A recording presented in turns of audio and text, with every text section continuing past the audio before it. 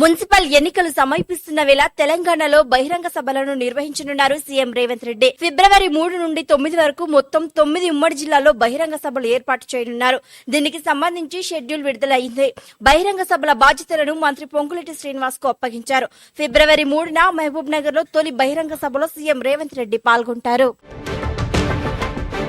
అమరావతి నిర్మాణం సాధ్యమేనా అని మాజీ సీఎం జగన్ సందేహం వ్యక్తం చేశారు. అక్కడ నిర్మాణాలు భూసేకరణ కోసం మరో 2 లక్షల కోట్లు అవసరమని ఆయన అభిప్రాయపడ్డారు. మొదటి దశలో రైతులకే న్యాయం జరగలేదని ఇప్పుడు రెండో దశలో ఏం చేస్తారని ప్రభుత్వాన్ని నిలదీశారు. భోగాపురం ఎయిర్పోర్టు క్రెడిట్ తమదేనని ఆయన స్పష్టం చేశారు. కోనసీమలో ఓఎన్జీసీ బావిలో సంభవించిన బ్లోఅవుట్ ఇంకా అదుపులోకి రాలేదు. వరుసగా 4వ రోజు మంటలు ఎగిసి పడుతూనే ఉన్నాయి. జనవరి 5న బ్లోఅవుట్ జరిగినప్పుడు భారీ ఎత్తున మంటలు ఎగిసి పడగా ప్రస్తుతం కొంతవరకు తగ్గాయి. దాంతో సిబ్బంది ప్రమాద స్థలానికి 10 మీటర్ల దగ్గరకు వెళ్లి మంటలను అదుపు చేసే ప్రయత్నం చేస్తున్నారు. మంటలు పూర్తిగా ఆర్పేందుకు మరికొన్ని రోజుల సమయం పట్టే అవకాశం ఉంది.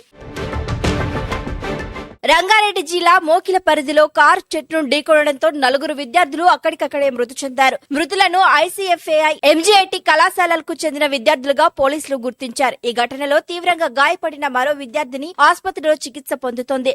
వీరంతా మోకిల నుంచి హైదరాబాద్ వస్తుండగా ఈ ఘోరం జరిగింది. హైదరాబాద్ లో సుమారు 1.2 కోట్ల రూపాయల విలువైన నిషేధిత చైనా మాంజాను అధికారులు పట్టుకున్నారు. ఢిల్లీ, సూరత్, మహారాష్ట్రల నుంచి అక్రమంగా దీన్ని నగరానికి తరలిస్తున్నారు. నిషేధం ఉన్నప్పటికీ విక్రయాలు జోరుగా సాగుతుండటంతో వాహనదారులు ప్రమాదాల బారిన పడుతున్నారు. పతంగులు ఎగురవేసేటప్పుడు జాగ్రత్తగా ఉండాలని పోలీసులు సూచిస్తున్నారు. రాజాసాబ్ రిలీజ్ సందర్భంగా స్పెషల్ ఇంటర్వ్యూతో ముందుకొచ్చింది మూవీ టీం.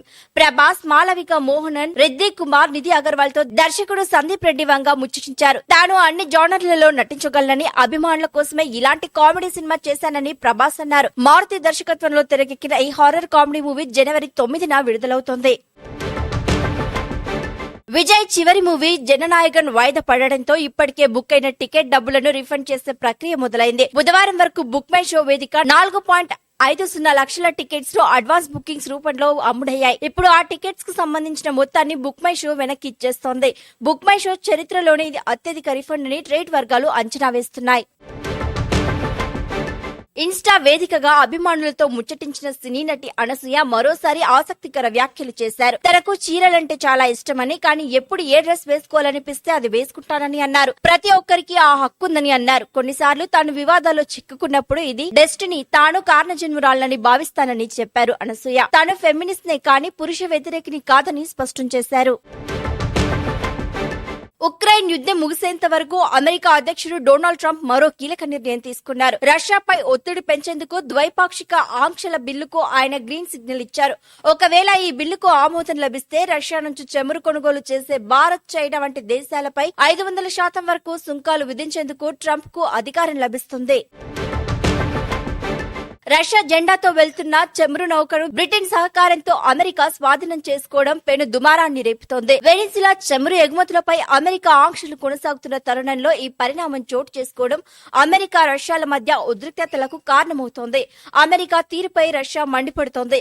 అవసరమైతే అమెరికా పడవలను ముంచేస్తామని వార్నింగ్ ఇచ్చింది.